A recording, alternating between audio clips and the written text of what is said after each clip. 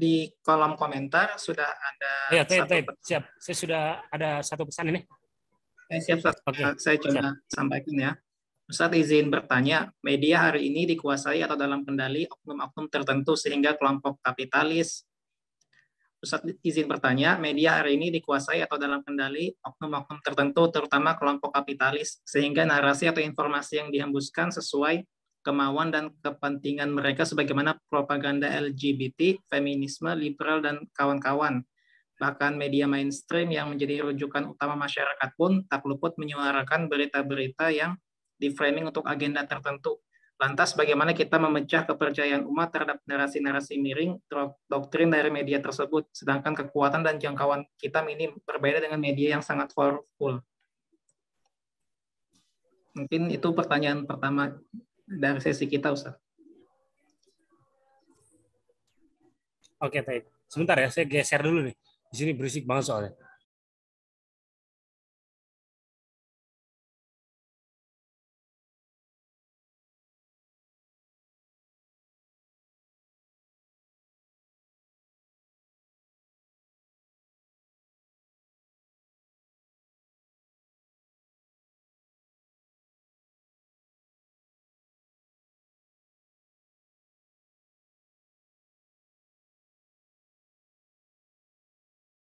Afwan ya, tadi berisik banget soalnya. Ya, jadi tadi pertanyaannya menarik. Bagaimana cara kita melihat, apalagi hari ini media-media mainstream gitu ya sangat menghembuskan agenda-agenda mereka, misalnya agenda propaganda LGBT, feminisme, liberal dan lain sebagainya. Dan kita kadang-kadang sering sekali bahkan menjadi korban, dan bagaimana cara kita melawan gitu sementara kekuatan kita hari ini sangat minim. Ini betul-betul menjadi sebuah hal yang dirasakan juga oleh sebagian aktivis Islam, para jurnalis Islam juga. Artinya para aktivis Islam mencoba untuk katakanlah melakukan perlawanan dengan cara yang sama, dengan membuat media-media serupa gitu ya. Dan hal ini saya katakan sudah cukup banyak media-media alternatif yang menjadi perimbangan terhadap agenda-agenda yang digencarkan oleh Barat. Artinya hari ini konten-konten dakwah sudah cukup banyak, kemudian para influencer-influencer dakwah juga sudah cukup hadir ya, sudah cukup hadir di ruang digital, meskipun kalau dilihat secara persentase tentu saja sangat kalah jauh. Tapi saya mau coba bicara soal algoritma dulu, bukan hanya sekedar soal bagaimana cara kita melawan di channel yang sama. Artinya ketika ada YouTuber yang mempropaganda LGBT, apakah kita harus main di YouTube juga dengan cara yang sama? Itu sudah pernah dilakukan dan ternyata tidak terlalu efektif. Karena kenapa? Yang pertama, algoritma media sosial itu berjalan sesuai dengan kepentingan kapitalisme. Ini yang harus kita ketahui. Sehingga katakanlah misalnya ada YouTuber A yang mempropagandakan LGBT. Kemudian kita coba melawan dengan mempropagandakan dakwah atau kebaikan kontra LGBT di channel yang sama atau di platform yang sama. Itu kita meskipun dengan modal yang sama, katakanlah dengan follower sama-sama kuat nih, sama-sama banyak gitu, dengan jangkauan yang sama-sama kuat, dengan membayar ads yang sama-sama banyak, tetap akan kalah karena algoritma tadi. Algoritma itu sistem yang berjalan di belakang media sosial. Algoritma ini contohnya begini, misalnya saya sering nonton sepak bola gitu, pertandingan di Liga Italia misalnya. Klub favorit saya misalnya AC Milan. Ketika saya menonton sekali di YouTube, maka hal-hal yang berkaitan dengan AC Milan itu akan terus muncul di algoritma saya. Yang lebih mengerikannya lagi misalnya kalau di Instagram atau di TikTok, itu algoritma itu bisa sampai mendeteksi tontonan apa saja yang kita lihat dari seberapa lama kita menonton. Jadi mereka itu menghitung. Anda ketika menonton tayangan bola itu berapa lama dibandingkan misalnya dengan melihat tontonan kartun misalnya, ketika kita nonton di platform yang sama, ketika kita ada disuguhkan konten sport gitu di konten yang sama. Nah, seberapa lama kita semakin sering melihat tontonan yang sangat spesifik, maka algoritma akan mengartikan bahwa kita suka tontonan semacam itu, dan kita akan terus disuguhi oleh konten yang sama, sehingga kita nggak sadar kita akan terus-terusan dengan waktu yang lama ada di tenggelam di media sosial.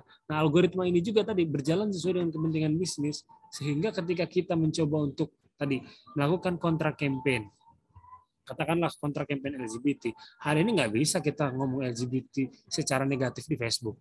Mark Zuckerberg itu akan memblokir dan menghapus, bahkan dengan tidak tanggung-tanggung menghilangkan akun yang melakukan kampanye kontra terhadap para aktivis LGBT. Jadi kita harus sadar bahwa media sosial itu dimiliki oleh para kapitalis, mereka punya agenda, mereka juga mengusung nilai-nilai tertentu, mereka tidak bebas nilai. Katanya Twitter itu paling bebas nilai, ya. Tapi sekarang Twitter sudah dibeli sama Elon Musk.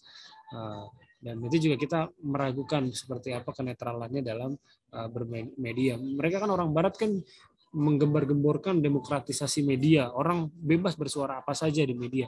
Tapi nyatanya hari ini kan tidak bisa gitu.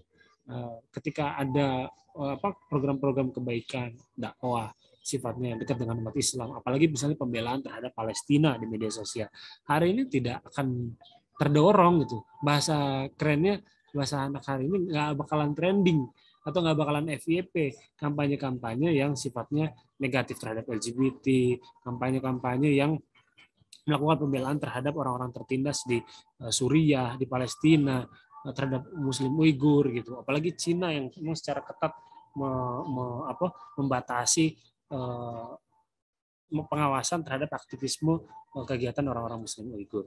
Jadi teman-teman sekalian, saya mau bicara di sini bahwa ketika kita ingin tadi mencoba melakukan perlawanan dengan memberikan tayangan alternatif untuk melawan atau menyaingi ya, katakanlah konten-konten pro terhadap kemungkaran seperti LGBT, kemudian liberalisme dan lain sebagainya, itu bukan jalan satu-satunya. Dengan cara bertarung di media yang sama, di media Facebook, karena di media sosial. Karena yang paling pertama adalah mereka didukung oleh algoritma, para kejahatan itu, para kemungkaran itu, agenda-agenda pengusung kebatilan itu didukung oleh algoritma. Kemudian yang kedua, bahwa media tersebut adalah milik mereka sendiri, sehingga kita akan sulit dibatasi oleh regulasi yang mereka buat. Saya masih ingat ada sebuah channel YouTube yang itu cukup menarik secara visual dilihat, berisi pesan-pesan nasihat, namanya Merciful Servant. Merciful Servant itu mencoba mengumpulkan donasi di PayPal, ya, di rekening digital gitu di PayPal. Jumlahnya sudah mencapai ribuan dolar. Nah, untuk kepentingan proyek dakwah mereka di YouTube. Kemudian tiba-tiba PayPal memblokir begitu saja atau membekukan rekening itu begitu saja tanpa alasan. Dikejar sama para pengelola medianya, ini kenapa rekening kamu itu tidak ada alasan. Mereka cuma dikasih rekening Anda kamu bekukan karena ada usulan dari manajemen terkait, pandangan dari manajemen terkait program Anda. Padahal Merciful Servant itu tidak ada anjuran untuk kekerasan, tidak ada istilahnya amar ma'ruf nahi munkar, nggak ada. Murni kalau Anda lihat coba di channelnya Merciful Servant itu murni cuma dakwah yang sejuk, nasihat kebaikan, tapi visualnya memang bagus banget gitu. Visualnya mereka bikin dengan sangat rapih dan cantik gitu, sehingga enak untuk dilihat dan followernya juga banyak. Bahkan selain dibekukan rekeningnya, mereka juga beberapa video-video mereka yang viral itu dihapus begitu saja oleh YouTube. Nah, ini jadi sebuah realita bagi kita, ternyata bertarung di medan yang sama di media sosial. Dulu kan orang berharap di media sosial orang bisa bersuara apa saja, para penyeru kebaikan juga bisa. Tapi ternyata belakangan ini saya punya kecenderungan untuk melihat di media sosial ini kelihatannya akan sampai pada ujungnya. Karena ternyata apa yang diharapkan oleh orang-orang Barat maupun masyarakat dunia pada umumnya, bahwa ruang media akan menjadi ruang yang demokratis, menjadi tempat buat semua orang menyampaikan isu, itu ternyata enggak juga gitu. Umat Islam ternyata dihambat juga di media sosial, isu-isu dakwah gitu. Kita nggak usah bicara Indonesia lah, secara global saja yang terjadi seperti itu gitu. Zuckerberg, pemilik Facebook dan Instagram dan WhatsApp, itu kalau sama konten yang anti LGBT langsung diblokir gitu. Karena menurut mereka itu kekerasan terhadap orang LGBT gitu, melanggar hak mereka. Kita mau coba campaign terhadap Palestina akan dibilang bahwa mereka antisemit gitu. Istilahnya kan begitu. Mereka ciptakan narasi bahwa ini antisemit, rasis gitu. Tidak, seolah-olah kita ini tidak membolehkan orang Yahudi hidup. Padahal konteksnya kan bukan itu. Konteksnya adalah ini Palestina ini tuan rumah, tetapi ada pendatang, maling, kemudian mencoba menguasai dan bahkan menjajah. Nah, jadi satu, bahwa ruang media sosial menjadi ruang yang bebas dan ajangnya untuk bersaing, ya sah-sah saja. Tetapi pada akhirnya kita akan dimarginalkan juga oleh para pemilik media sosial itu. Yang kedua, menurut saya justru yang paling lebih efektif adalah kita kembali ke ruang-ruang tradisional gitu. Kita kembali melakukan kajian-kajian darat, di mana kita bisa saling bertemu muka gitu. Di mana adab-adab di media sosial tentu saja lebih adab-adab di media, adab-adab di ruang offline tentu saja lebih terjaga dibandingkan dengan adab-adab di dunia maya. Hari ini kan dengan bertemu di ruang online, kita nggak tahu misalnya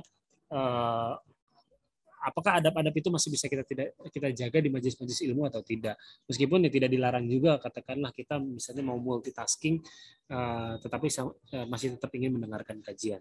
Tapi intinya adalah ketika ruang digital atau ruang maya itu sudah menjadi tempat yang tidak kondusif lagi untuk melakukan kampanye untuk kebaikan atau gerakan perbaikan atau gerakan dakwah, ya maka kita melawannya dengan cara yang asimetris, dengan cara kembali ke ruang-ruang offline, kembali ketemu ke masjid, gitu, kembali ketemu ke kelas-kelas sekolah, di mana ruang-ruang itu mereka tidak bisa melakukan intervensi kepada kita, sebagaimana mereka melakukan intervensi dan penyaringan yang sangat ketat kepada konten-konten kita, kepada cara-cara kita ketika kita menggunakan platform mereka. Demikian itu barangkali pandangan saya dari pertanyaan yang pertama. Ada lagi mungkin Mas Syarif? Syukran Ustadz, ini ada pertanyaan selanjutnya Ustadz. Bismillah, tanya Ustadz, ketika kita memverifikasi sebuah berita fakta atau hoax, seringkali ada bantahan dari Menkominfo. Ketika kita memverifikasi isu misal tentang obat yang menyebabkan gagal ginjal kronis, berita simpang siur, memverifikasi ke BPOM, kadang percaya gak percaya, kemana tepatnya kita harus memverifikasi isu-isu. Mungkin ini pertanyaan terkait verifikasi isu saat ketika dari penanya mungkin bingung gitu terkait kredibilitas dari info yang disampaikan itu. Baik, siap. Pertanyaan dari Bu Irianti nih kayaknya. Insya Allah. Terima kasih Bu atas pertanyaannya. Bagaimana cara kita memverifikasi sebuah berita? Kan dasar pertanyaannya seperti itu. Bahkan ketika kita memverifikasi sebuah berita, seringkali ada bantahan. Nah, hari ini di media sosial memang menariknya banyak sekali komunitas-komunitas literasi, penyadaran, sekaligus komunitas-komunitas anti-hoax. Itu digencarkan di media sosial sebenarnya waktu itu untuk mengatasi banyaknya buzzer-buzzer di isu-isu pemilu dan pilkada, sehingga banyak berseliweran berita-berita hoax. Tapi belakangan ternyata komunitas-komunitas anti hoax yang melakukan seleksi informasi atau penyadaran informasi itu ternyata juga didominasi oleh kelompok tertentu gitu. Saya menyayangkan sekali hal ini terjadi gitu.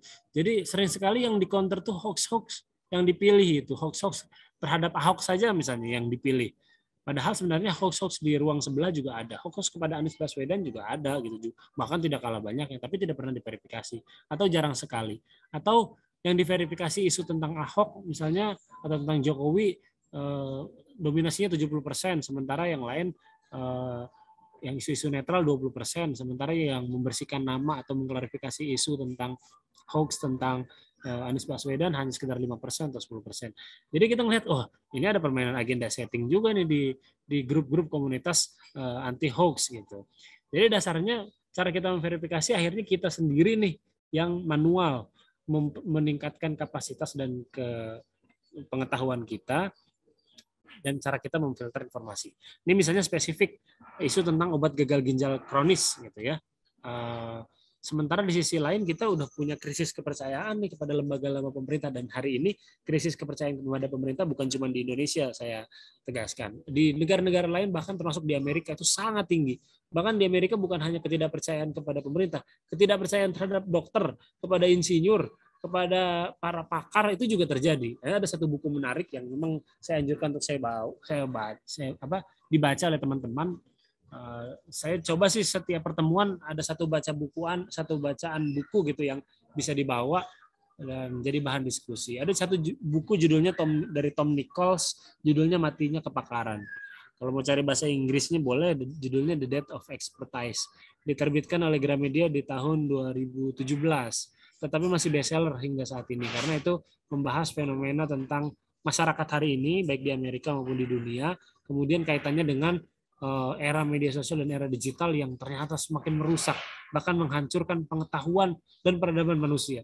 Itu menarik sekali bukunya, bisa dibaca, dan sebagian materi saya juga mengambil intisari dari bacaannya Tom Nichols. Ini bacaan yang saya rujuk. Tadi saya bawa bukunya, cuman ketinggalan di atas karena di atas tadi berisi. Nah, teman-teman bisa carilah di Gramedia maupun di online shop, di Shopee dan Tokopedia itu banyak sekali. Tapi harap beli yang asli, jangan beli yang bajakan. Karena itu juga salah satu adab kita di media sosial. Jadi di Tom Nichols itu menjelaskan bahwa hari ini manusia itu ada fenomena tidak percaya pada pemerintah itu sangat tinggi. Nah, pada kasus tadi, pada kasus misalnya kita bagaimana cara memverifikasi isu corona lah misalnya ya, sementara kita nggak percaya lagi sama pemerintah, atau memverifikasi isu terkait gagal ginjal. Nah, kan kita bisa coba ya, kalau saya menjadi diri saya sebagai seorang katakanlah jurnalis gitu, mencoba memverifikasi informasinya, saya akan mencari sumber-sumber informasi dari luar. Nah, artinya ketika sudah begini, kita dituntut untuk punya kemampuan berbahasa tidak hanya satu, ya minimal bahasa Indonesia, bahasa Sunda, bahasa Jawa gitu ya, bahasa Papua, tambah bahasa luar lah, apakah bahasa Arab atau bahasa Inggris, sehingga kita tidak terbatas kepada informasi dari luar itu yang sumbernya sudah diterjemahkan. Dan kadang-kadang penerjemahan berita media hari ini hanya mengandalkan Google Translate. Dan parahnya itu bukan hanya terjadi di media ya, tetapi juga terjadi di tingkat akademik. Seringkali jurnal-jurnal itu hanya terjemahan Google Translate dari luar. Dan di outlet media seperti itu juga. Saya melihat bermedia ini terjemahannya kacau sekali gitu. Bukan hanya tidak kontekstual, udah beda arti nih, jauh banget gitu. Menarik lah kalau bahas masalah salah terjemahan di media itu bisa kita jadi bahasan lain lah gitu. Jadi kalau saya caranya gitu, saya coba telisik sumber awalnya. Alhamdulillah, misalnya kalau teman-teman punya kemampuan berbahasa Inggris, bisa cari ke outlet berbahasa Inggris yang punya sumber-sumber bahasa Arab, outlet sumber bahasa Arab, sehingga kita mendapatkan narasi yang dari sumber aslinya, atau paling tidak dari sumber yang bermacam-macam dan berbeda-beda. Nah, ketika ternyata dari periwayatan sumber-sumber itu banyak yang sama, artinya kalau dalam ilmu hadis ini namanya mutawatir gitu. Banyak yang meriwayatkan sama gitu.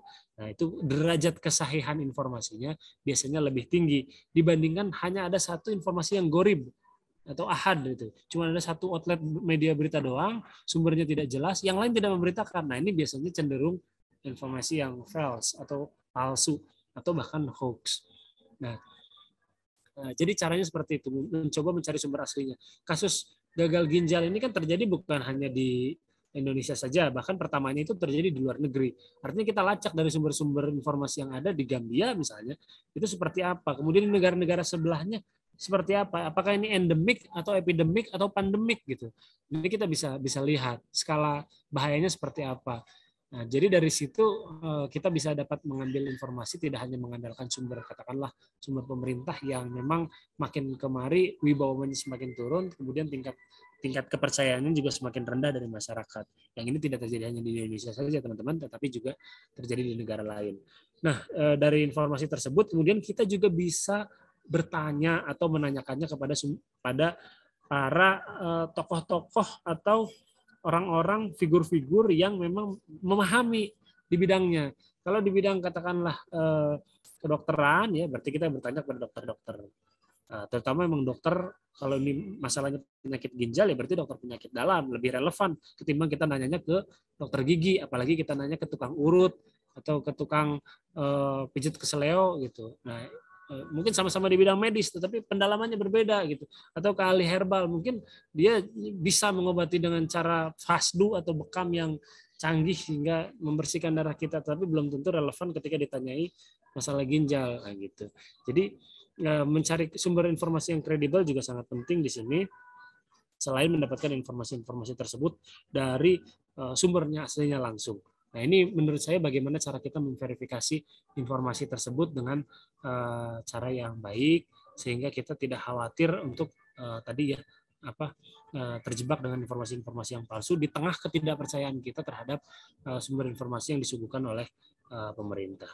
Demikian mungkin barangkali Bu Irianti, semoga dapat menjawab pertanyaannya. Gitu Mas Rashid? Ya, masih ada beberapa pertanyaan, Ustaz. Siap, Mas Rashid. Saya izin membacakan yang selanjutnya, Ustaz. Izin bertanya, Ustaz. Sekarang ada yang membantah mukjizat atau membantah peristiwa yang ada di Al-Quran. Contoh, Nabi Ibrahim sebenarnya tidak dibakar. Bulan tidak pernah terbelah. Ya'juj dan Ma'juj bukan di bumi. Dan channel tersebut membantah menggunakan pendekatan ilmiah dan juga mencantumkan dalil. Bagaimana menurut Ustaz tindakan yang harus dilakukan? Apakah membuat postingan bantahan atau bagaimana? Jadi mungkin seperti bagus. Di channel-channel YouTube itu. Siap. Oke Mas Rashid. Jadi tadi ya sesuai dengan apa yang tadi di materi yang telah disampaikan, nah, saya share lagi di slide-nya. Di antara dasar-dasar literasi itu adalah kita harus memahami pesan. Pesan itu siapa yang buat? Kemudian mengapa pesan itu dibuat kira-kira? Nah ini 5 pertanyaan kunci media literasi. Oh masih di sini. 5 pertanyaan kunci media informasi. Ini adalah pertanyaan dasar ketika kita menerima sebuah pesan atau sebuah konten. Kalau saya cenderung dan pengalaman saya terkait konten-konten semacam itu ya, itu kan erat kaitannya dengan peristiwa-peristiwa mukjizat dalam Al-Quran yang sulit dibuktikan oleh akal sehat gitu. Hanya dibuktikan oleh logika saja sehat. Bagaimana sih cara membelah bulan gitu? Bagaimana sih ada orang terbakar tetapi dibakar di tungku, bahkan kayunya tinggi-tinggi tetapi tidak mati seperti yang dialami oleh Nabi Ibrahim alaihissalam. Kemudian peristiwa-peristiwa mukjizat lainnya yang dalam Al-Quran. Kalau sepengalaman saya ketika membaca konten-konten semacam itu, biasanya itu datang dari satu kelompok ateis atau agnostik yang memang sangat menuhankan logika, sehingga ketika mendapatkan informasi-informasi yang bersifatnya wahyu dan tidak bisa diterima oleh akal sehat mereka mempertanyakannya bagus, tetapi kemudian akhirnya kalau tadi dengan cara membuat dalil lagi, mencomot dalil lagi dari tempat lain, kemudian untuk menyanggah ayat ini tentu saja tidak tepat. Jadi terkait dengan pertanyaan kunci media literasi ini, yang pertama kita harus telisik dulu, ini siapa yang buat pesan? Apakah berasal dari kelompok ateis dan agnostik? Atau yang kedua, bisa saja mereka ini berasal dari kelompok misionaris yang tujuannya ingin mendelegitimasi ayat-ayat Al-Quran dengan cara mengkomparasikannya atau dengan menabrakkannya dengan tidak jujur gitu dengan ayat-ayat yang lain yang sebenarnya tidak bertentangan, bahkan mungkin tidak nyambung jika dikaitkan dengan ayat itu. Jadi memang kan ada dalam kaitan tafsir itu seorang mufasir ya, yang derajatnya sudah mufasir. Tentu saja di antara kita ini hampir nggak ada yang disebut dengan seorang mufasir. Itu dituntut punya banyak macam kriteria. Dalam metodenya diantaranya menafsirkan ayat dengan ayat, menafsirkan ayat dengan hadis, menafsirkan ayat dengan misalnya ijma gitu. Nah, satu, apakah para pembuat video ini ada di level tingkatan itu? Yang kedua, apakah cara mereka membuat dalil dan mencari dalil dalam bahasa fikihnya adalah istidlal itu sudah benar? Nah, ini yang perlu kita ketahui. Ini dalam pertanyaan yang kedua, dalam poin yang kedua, teknik apa yang membuat orang itu tertarik? Ternyata dia menggunakan teknik membandingkan satu ayat ditabrakkan dengan ayat yang lain. Apakah memang ayat-ayat itu bertabrakan? Nah, ini perlu kita pertanyakan. Kemudian mengapa pesan ini disampaikan? Dan ya, tidak kalah penting juga value apa nih yang mau coba nih? Ini mau ngegiring kemana? Mau ngegiring kita tidak percaya ayat? Mau ngegiring kita tidak percaya Allah? Mau ngegiring kita untuk masuk ke agama yang lain? Nah, ini pertanyaan-pertanyaan semacam ini perlu kita tanyakan kepada diri kita sendiri ketika melihat konten semacam itu, sehingga menjadi guide buat kita, menjadi semacam benteng buat kita untuk katakanlah yang satu tidak terprovokasi, yang kemudian bahkan tidak terhanyut atau malah membenarkan gitu. Sebagaimana pengalaman saya dulu punya pengalaman pernah ikut-ikutan mempercayai bahwa bumi itu datar ketika saya belum melakukan verifikasi dan penelitian yang menurut saya cukup untuk memuaskan diri saya sendiri. Nah, terkait konten-konten tersebut, jadi tadi kita harus ajukan 5 pertanyaan kunci ini, dan bagaimana cara kita melawannya. Apabila kita punya kemampuan untuk melakukan perlawanan, menyusun narasi dengan baik, lawan. Artinya kita buat konten yang serupa, kita melakukan perlawanan secara simetris. Artinya kita melakukan di channel yang sama, atau kita ganggu kolom komentarnya dengan jawaban-jawaban atau narasi-narasi yang membantah narasi yang dia buat. Tapi kalau ternyata kita tidak mampu, mendingan jangan, serahkan kepada yang mampu. Artinya daripada kita memaksakan diri kita yang tidak mampu untuk menjawab pertanyaan-pertanyaan yang rumit, malah kita kelihatannya jadi selain terlihat bodoh di depan banyak orang, juga seolah-olah kok duta atau apa ya, kok orang-orang yang menanggapi pertanyaan-pertanyaan yang dalam tanda kutip semi ilmiah semacam ini kok malah nggak ada yang ilmiah, isinya emosi semua. Nah, ketimbang kita justru malah emosional dan menjadikan citra orang-orang Muslim itu emosional, bodoh, tidak bisa menjawab pertanyaan-pertanyaan semacam ini. Nah, ini mendingan kita lebih baik diam. Jadi kita juga harus mengukur kemampuan dan kapabilitas diri kita sendiri. Kalau memang kita mampu melawan, lawan. Kalau kita mampu menjawab narasi itu dengan narasi yang lebih baik, lawan. Lakukan katakanlah bantahan dengan ilmiah dan cara yang elegan. Tapi kalau kita ukur diri kita, wah ini kayaknya nggak mampu, udah kita mendingan kita coba cari tahu, kemudian cukup aja diri kita sendiri. Saya ngelihat sebenarnya banyak juga sebenarnya influencer dakwah yang punya kemampuan dan kapabilitas yang sangat baik dalam menjawab isu-isu semacam ini ya.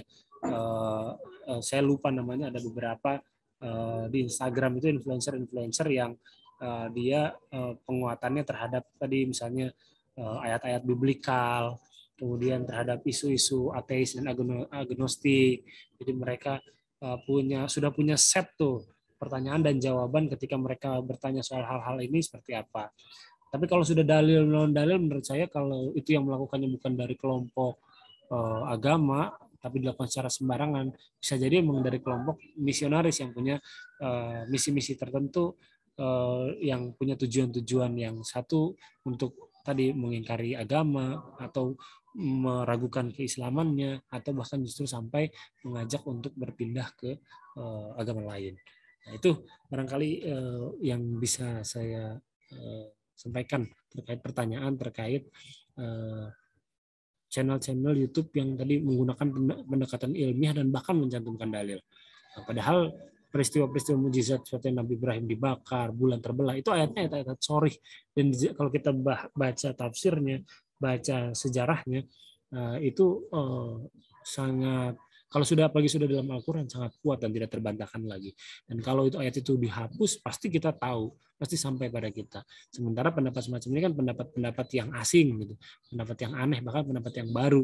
Gitu. Jadi jelas saja ini adalah hal yang patut kita ukur, apakah bisa kita counter secara langsung atau kita cukup berdiam diri saja supaya ya tidak malu-maluin gitu ya, tidak malu-maluin umat Islam ketika kita bahkan malah terprovokasi dan menjawabnya serampangan.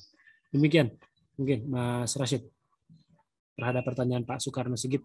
Jazakumullah khair Pak Soekarno Sigit. Syukuran Ustaz atas jawabannya. Kemudian izin menyampaikan pertanyaan selanjutnya, Ustaz. Yep. Izin bertanya, Ustaz, seeksis apa media Islam saat ini? Jadi itu adalah pertanyaan selanjutnya. Ustaz. Gimana tadi, Sid? Pertanyaan selanjutnya itu dari RV Cahyatri. Izin bertanya, Ustaz, seeksis apa media Islam saat ini? Ya, wah, Masya Allah, ini pertanyaan sulit nih. Jadi memang setahu saya dalam pengamatan saya pasca pandemi itu bukan hanya media-media mainstream yang berguguran, media-media alternatif seperti media dakwah dan media Islam juga banyak yang berguguran. Tetapi ini terjadi dalam skala global ya. Jadi bukan hanya di Indonesia, banyak outlet-outlet media yang memang terkena dampak pandemi itu sangat luar biasa. Bahkan bukan hanya perusahaan media, saya kira perusahaan-perusahaan industri juga banyak yang terdampak secara masif akibat pandemi kemarin. Sehingga banyak perusahaan-perusahaan media yang tidak lagi mampu melanjutkan untuk memberikan alternatif-alternatif bacaan atau narasi terhadap realitas hari ini. Nah, jadi kalau ditanya seksis apa media Islam hari ini, masih ada beberapa media Islam yang saya lihat masih istiqomah, kemudian menyuarakan kebenaran, memberikan pandangan-pandangan, berita-berita dan informasi-informasi yang syarat dengan nilai-nilai keislaman. Demikian juga para influencer-influencer dakwah yang saya lihat secara personal mereka baik dan patut dijadikan panutan, bukan hanya modal tampang gitu ya, bukan hanya modal visual saja, tetapi juga memang kontennya sangat kuat dan patut untuk kita dengarkan, patut kita jadikan rujukan untuk mendapatkan informasi di tengah arus global ini. Jadi ya alhamdulillah ala kulli hal media-media Islam masih ada yang eksis dan bertahan, sehingga ini bisa menjadi menjadi salah satu alternatif bacaan kita untuk menyikapi situasi hari ini yang penuh dengan fitnah hari ini ya. Demikian sedikit. Terima kasih Mbak Ervi Cahyatri atas pertanyaannya.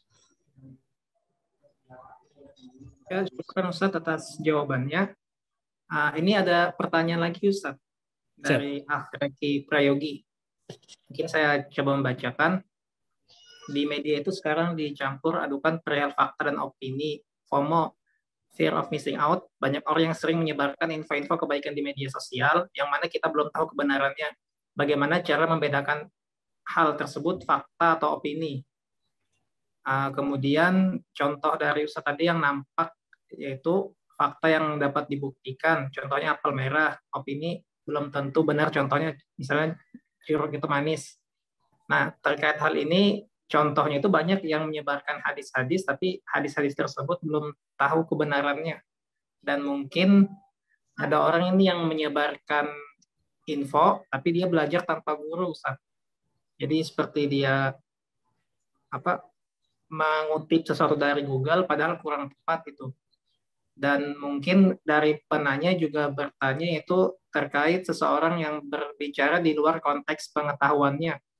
Misalnya ada seseorang yang membahas tentang sejarah atau penemu atom besi, kemudian orang tersebut sharing kalau beliau juga membahas tentang penemu atom besi itu Jabir Ibnu Hayyan. Kemudian bagaimana cara kita memberitahu orang tersebut kalau jangan membahas atau sharing di luar pengetahuannya. Kemudian yang terakhir, terkait sejarah yang kita ketahui, Aceh ditaklukkan oleh Belanda dengan perang, dan saya atau penanya maksudnya baca serta mendengar seorang ustadz yang membahas tentang Aceh, bahwa Aceh itu tidak pernah ditaklukkan oleh Belanda dengan perang, tetapi ditaklukkan dengan perbedaan pendapat oleh Syekh Abdul Ghafur atau Snokhonye yang memecah belah Aceh. Itu pertanyaan dari Akhreki, Ustaz. Ya, siap. Saya lihat ada pertanyaannya yang satu, bagaimana cara memberitahukan orang yang katakanlah dia mengutip dari sumber informasi baik dari Google maupun dari mana-mana saja, tetapi kurang tepat. Gimana cara ngasih tahunya gitu kan ya? Dan bagaimana dengan menyikapi orang yang sering berbicara di luar konteks pengetahuannya ya? Misalnya dalam soal sejarah atau soal tadi atom besi. Jadi dua pertanyaan itu yang saya tangkap nih dari kolom chat ini. Yang paling pertama ya tentu saja cara memberitahu orang itu dengan tepat tidak langsung secara konfrontatif ya. Karena tidak ada orang yang senang dikasih tahu di cara konfrontatif di ruang terbuka. Termasuk di media sosial. Ketika ada orang posting salah di media sosial gitu. Itu jarang sekali hari ini kita lihat orang salah posting, kemudian postingan itu salah di media sosial, kemudian mau meralat. Hari ini itu jarang sekali. Saya mendapati ada 1-2 ustadz yang cukup adil lah gitu, cukup bijaksana ketika dia ternyata posting berpendapat tentang segala sesuatu, ternyata pandangannya itu salah, kemudian dia mau meralat hari itu juga di postingan itu juga. Hari ini itu adalah sikap yang sangat jarang di media sosial kita temukan. Nah, apalagi dinasihati sama orang lain, artinya dinasihati diri sendiri aja dengan meralat diri sendiri aja hari ini jarang, apalagi dinasihati orang lain. Nah, kita bisa melakukannya tentu saja dengan cara yang ma'ruf. Kita lihat bagaimana cara Nabi misalnya menasihati orang lain, apalagi terkait dengan informasi yang salah. Tentu tidak dengan cara konfrontatif, disinggung di kolom komen orang biasanya langsung memblok gitu ya, langsung membuat semacam barrier psikologis, membuat membuat pertahanan. Karena orang nggak ada yang suka dipermalukan di depan umum gitu. Bahkan terlihat bodoh di depan umum aja hari ini orang pada nggak mau gitu. Jadi ya cara terbaik dinasihati pelan-pelan dengan cara bertemu secara langsung, atau mungkin kalau nggak bisa bertemu langsung dengan di kolom DM gitu atau di chat secara pribadi sehingga tidak melukai hatinya. Dan mudah-mudahan Allah mudahkan hatinya untuk terbuka menerima kesalahan yang dia lakukan. Terus yang kedua, hari ini banyak orang berbicara di luar konteks. Ini memang hari ini dalam konteks hari ini ada ininya sebenarnya di sini. Ada teorinya di sini kenapa orang hari ini itu banyak yang berbicara di luar kapasitasnya. Bahkan hari ini orang bisa dibilang gampang sekali menjadi pakar. Misalnya ada peristiwa apa ya, misalnya ya yang kemarin lah peristiwa gagal ginjal kronis di seluruh dunia yang menyebabkan banyak orang meninggal, terutama para balita. Itu ketika ada peristiwa itu semua orang tiba-tiba jadi pakar kesehatan dan bicara masalah kesehatan. Kemudian ada masalah soal politik gitu ya.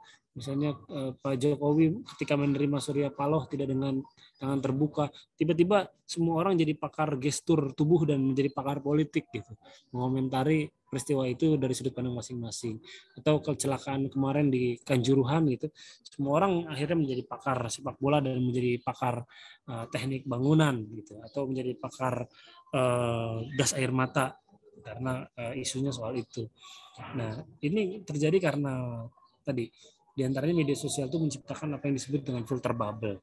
Filter bubble itu tadi berkaitan dengan algoritma tadi. Saya menjelaskan ketika orang sudah masuk sosial media, dia itu secara tidak sadar menciptakan gelembungnya sendiri.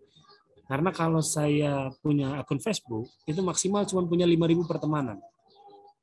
Dari 5.000 pertemanan itu, tidak semuanya muncul di beranda saya. Yang muncul hanya paling mungkin sekitar 20 atau 30 orang. Nah, kemana 4.880 lainnya? Itu 20 orang itu dipilih karena berdasarkan algoritma. Algoritma itu muncul siapa yang paling saya lihat postingannya, siapa yang pernah saya like, siapa yang pernah saya share, di mana saya pernah komentar. Orang-orang itu saja yang sering muncul. Isu apa yang saya sukai, apakah misalnya saya lagi suka isu politik, mungkin berita-berita politik jadi lebih sering muncul dibandingkan berita-berita yang lain. Nah, itu adalah filter bubble atau gelembung yang diciptakan oleh media sosial sehingga mengurung orang itu cuma dari gelembung-gelembungnya sendiri. Nah, parahnya ini akan mempolarisasi masyarakat, seperti contohnya dalam hal pemilihan politik kemarin, orang-orang yang pro Jokowi hanya berkumpul di gelembungnya Jokowi. Orang-orang yang pro Anies Baswedan misalnya berkumpul di gelembung itu saja. Dan kedua gelembung ini saling serang menyerang dan menciptakan polarisasi dan perpecahan yang sangat luar biasa di tengah masyarakat. Nah, ini yang berbahaya. Dan ini bukan hanya soal pilkada dan politik, soal agama lebih keras lagi. Ya, soal aliran misalnya antara Syiah, soal agama Islam dan Kristen dengan lain-lain ini sangat luar biasa dahsyat ini. Inilah yang menyebabkan tadi media sosial karena dengan algoritma itu tadi orang berkumpul di kelompok yang sama, hanya di gelembung yang sama, sehingga pembicaraan cenderung monoton. Jadi bahwa sekarang hari ini algoritma media sosial tadi sudah menciptakan tadi gelembung-gelembung yang memisahkan antara masyarakat dengan masyarakat lainnya, dan ini sangat membahayakan bagi kehidupan kita. Dan di sisi lain orang-orang tadi yang bahkan dalam tanda kutip ya orang-orang yang bodoh dan tidak berpengetahuan mendapatkan ruang untuk tadi menyampaikan dan mendeliver pesan-pesan yang justru bahkan tidak bermanfaat.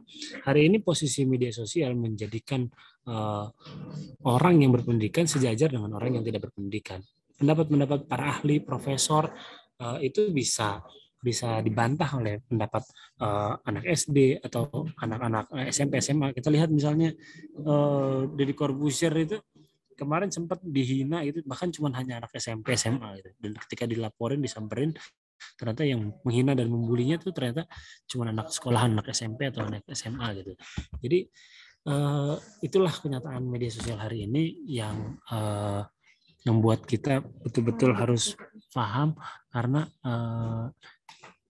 ya tadi bisa membuat orang tidak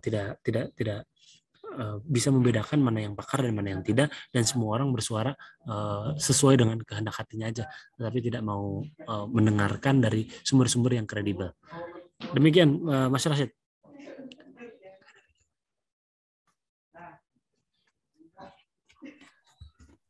Syukuran Ustadz atas pertanyaannya. Masih ada waktu mungkin sekitar 4 menit ya dari teman-teman. Apakah mungkin ada yang masih ingin bertanya? Mungkin dipersilakan untuk menuliskannya di kolom komentar. Kalau belum ada, mungkin saya izin bertanya, Ustadz. Wah, Mas, siap, boleh. Pertanyaan terakhir, Mas Rashid. Mungkin sekaligus pertanyaan penutup juga sebelum kita akhiri kelas ini. Yang ingin saya tanyakan itu, saat ini kan generasi di Indonesia kan didominasi oleh generasi Gen Z dan milenial, yang mana mereka ini kan memang melek dengan informasi dan teknologi.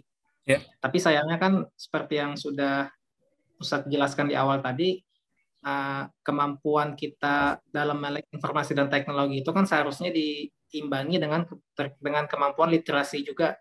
Nah, bagaimana sih cara kita ini untuk menumbuhkan semangat generasi muda itu untuk bisa mempelajari ilmu literasi Islam ini, Ustaz? Ya, cara kita menumbuhkan semangat diantaranya sebenarnya ada di pertemuan yang kedua, Mas Rashid. Jadi ini pertanyaan dadakan sekaligus ini mengambil porsi pertemuan lain, tapi nggak apa-apa. Secara sekilas diantaranya memang setelah bahwa tadi kesadaran kita membaca, menulis, mengkalkulasi, menghitung, itu adalah kesadaran kan minat baca dan minat tulis. Nah, ini adalah artinya kesadaran yang tidak kalah pentingnya juga, dan nanti akan kita lihat bagaimana misalnya para tokoh-tokoh Islam, para pendahulu kita, baik dari yang generasi dulu dan kekinian, yang bahkan yang belum jauh lama hidup sebelum kita, itu luar biasa ulet dan tekunnya dan tingginya minat baca mereka dan tingginya hirs mereka atau semangat mereka terhadap ilmu. Nah, ini nanti kita akan melihat dari gambaran-gambaran para tokoh-tokoh Islam yang berhasil memimpin peradaban, itu tentu saja mereka tidak mungkin memimpin peradaban jika tidak dipandu dengan ilmu. Termasuk bahkan dalam penaklukan-penaklukan atau futuhat-futuhat atau ekspansi militer. Ketika mereka berhasil menaklukkan peradaban-peradaban lain, itu penaklukan militer bukan yang paling dominan. Justru yang paling utama adalah penaklukan nilai atau value. Nah, value itu datangnya dari mana? Datangnya dari ilmu dan pengetahuan. Nah, ini mungkin bisa kita eksplorasi lagi lebih dalam, Mas Rashid dan kawan-kawan sekalian, pertemuan kedua yang insya Allah tidak kalah menarik. Bagaimana nanti kita lihat sejarah literasi Islam. Ada kaitannya juga dengan bagaimana penemuan-penemuan Islam yang mengubah dunia, yang itu berasal dari kesadaran literasi mereka yang sangat tinggi. Dan bahkan bukan hanya dari, kalau literasi kan dasar belajar, ini sudah membentuk menjadi sebuah peradaban. Yang saya kira ini catatannya atau legasinya itu bisa kita lihat dan kita saksikan hari ini, dan banyak sekali dalam bentuk vaksin, dalam bentuk ilmu-ilmu pengobatan, dalam bentuk teknologi, dalam bentuk digital dan lain sebagainya. Ini masih merupakan warisan peradaban kejayaan Islam juga sebenarnya. Demikian, Mas Rashid. Masya Allah, syukran Ustaz atas jawabannya. Mungkin demikian untuk kajian atau kelas keilmuan kita pada malam ini, teman-teman, pada pagi hari ini maksudnya. Dan saya ucapkan terima kasih kepada Ustadz Fajar Shodiq yang sudah berkenan menyampaikan materi pada hari ini. Semoga Allah Subhanahu wa taala membalas dengan balasan yang baik dan menjadikan ilmu yang beliau sampaikan bermanfaat. Dan sebelum ditutup, diinfokan lagi kepada teman-teman semua bahwa pada kelas ini merupakan kelas yang berkelanjutan yang insya Allah akan ada sebanyak 7 pertemuan, dan kita alhamdulillah sudah menyelesaikan materi pertama, yaitu dasar-dasar literasi dan mengenal era digital. Dan insya Allah nanti pada pertemuan selanjutnya kita akan membahas mengenai sejarah literasi dunia Islam yang juga akan disampaikan oleh guru kita Ustadz Fajar Shodiq. Jadi diharap teman-teman semua untuk tetap terus stay tune dan join di kelas ini. Dan untuk info lebih lanjut bisa memfollow Instagram kita @sahabat_karib untuk mendapatkan info-info lebih lanjut. Ya, mungkin itu terkait penutup dari saya. Selaku moderator, saya memohon maaf atas kesalahan dan kekurangan dari saya. Mari kita tutup dan akhiri kelas pada pagi hari ini dengan mengucapkan istighfar 3 kali, hamdalah dan doa kifaratul majlis.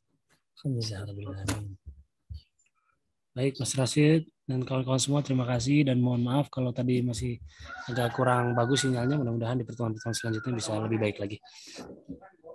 Mohon maaf kalau ada salah-salah kata, salah datangnya dari saya dan yang benar datangnya dari Allah Ta'ala. Assalamualaikum warahmatullahi wabarakatuh.